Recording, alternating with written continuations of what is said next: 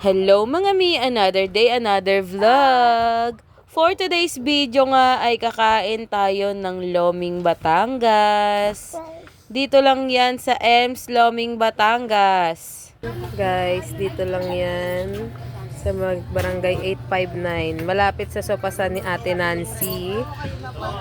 Diyan yung sopasan ni Ate Nancy. Tapos tatawid lang kayo dito. Makikita nyo na tong Loming Batangas.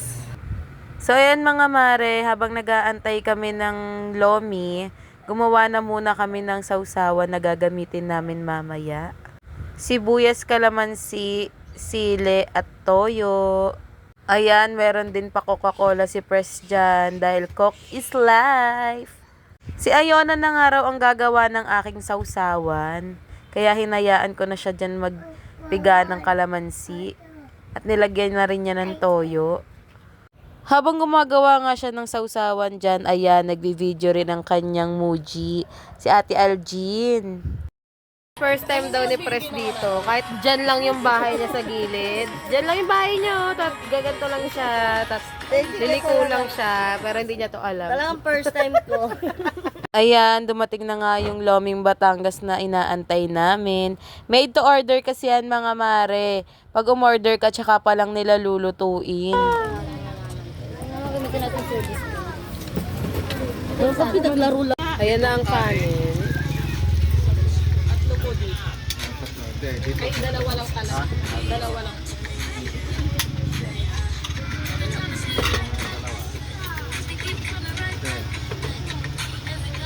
Pwede po ba kayo? Ay, no. Dito na lang po. Aldi ah.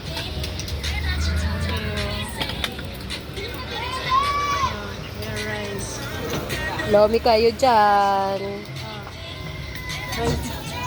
Wala lalagyan? Kasama nga rin pala namin si Ate Joy, si Ney, si Kim at si Kiam at yung isang pinsan ni Kiam.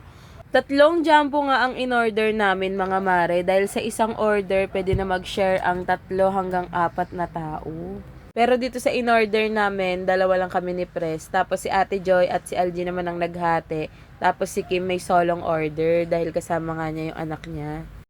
O diba, grabe, sobrang daming laman. Hindi talaga tinipid. Pero kung mag-isa ka nga lang kakain dito, mga mare, meron din sila nung regular. 65 pesos lang yon. At meron din silang special, 75 pesos. Tapos sumunod yan jumbo. At meron din silang chami, 90 pesos naman yon. Simot.